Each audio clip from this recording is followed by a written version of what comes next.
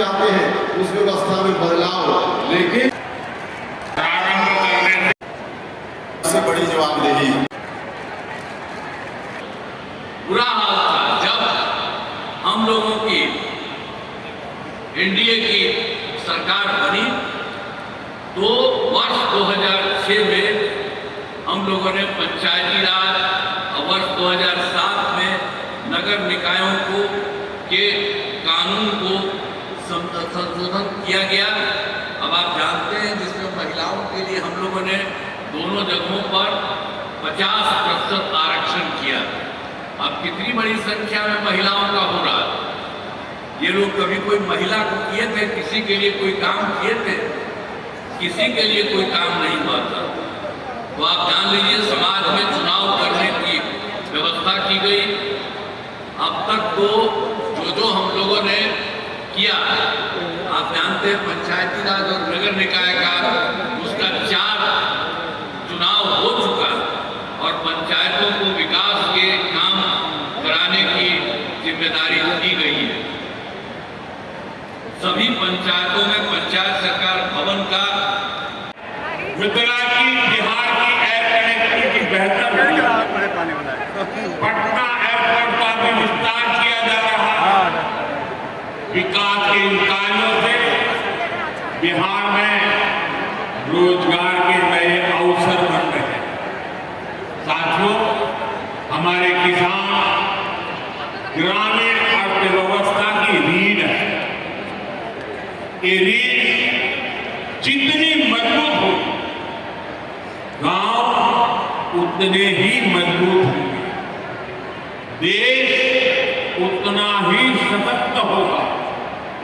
हम सब जानते हैं मिथिला का कोशी का एक क्षेत्र बाढ़ से बहुत परेशान रहा है। सरकार बिहार में बाढ़ के प्रकोप को कम करने के लिए 11,000 करोड़ रुपए खर्च करने वाली। इससे बागमती, धार, बूढ़ी गंडक, कोसी पर बांध बनेंगे। इससे नहरों का निर्माण होगा, नदी के पानी से सिंचाई की व्यवस्था होगी और हर किसान के खेत तक पानी पहुंचाने का इंतजाम भी होगा।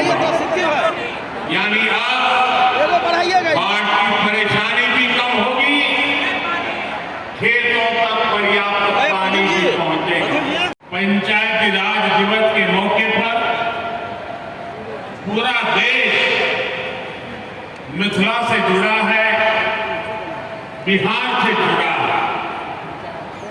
आज यहां देश के, बिहार के विकास से जुड़े हजारों करोड़ रुपए के प्रोजेक्ट का शिलान्यास और लोकार्पण हुआ है। बिजली, रेल, इंफ्रास्ट्रक्चर के इन विभिन्न कार्यों से बिहार में रोजगार के नए मौके बनेंगे। आज राष्ट्रकवि रामधारी सिंह दिनकर जी की पुण्यतिथि भी है। मैं उन्हें विनम्र श्रद्धांजलि अर्पित करता हूं। साथियों, बिहार वो धरती है जहां से पूज्य बापू ने सत्याग्रह के मंत्र का विस्तार किया। पूज्य बापू का दृढ़ विश्वास था कि जब तक भारत के गांव मजबूत नहीं होंगे तब तक भारत का तेज विकास नहीं हो पाएगा। देश में पंचायती राज की परिकल्पना के पीछे यही भावना। बीते दशक में पंचायतों को सशक्त करने के लिए एक के बाद एक कदम उठाए गए। टेक्नोलॉजी के माध्यम से भी पंचायत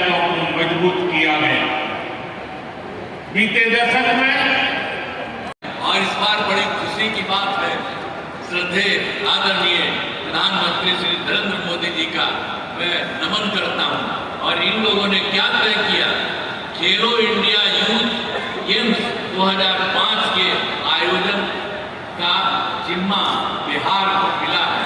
अब सोचिए, दो तो किए, इतना भी अवसर दिए तो कितना खुशी होगी।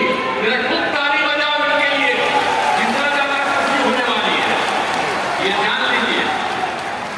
ये सब यही करवाए हैं। अब इसकी शुरुआत तो हो गई है 4 मई 2025 को। हम तो एकदम रिक्वेस्ट कर रहे हैं कि ये पटना में आके यही इसकी शुरुआत करेंगे। आज ही बता दें तो हमको तुरंत इसके बारे में मालूम हुआ, तो इनको हम चिट्ठी भी लिखे हैं और अनुरोध किया है कि आप भी आकर के इसकी शुरुआत कर दीजिए। कितना बड़ा काम उन्होंने करवा दिया, बिहार के लिए 2 के अलावा तीसरा भी करा दिया। तो इतनी खुशी की बात है। तो इसीलिए इसके लिए हम लोग तो यही चाहते हैं कि इस कार्यक्रम के में पधारे आदरणीय प्रधानमंत्री श्री नरेंद्र मोदी जी का पुनः अभिनंदन करता हूं और इन्हें धन्यवाद देता हूं। आप जान लीजिए, इनके साथ ही बिहार के माननीय राज्यपाल भी हैं, माननीय केंद्रीय मंत्रीगण हैं, राज्य सरकार के माननीय मंत्रीगण एवं अन्य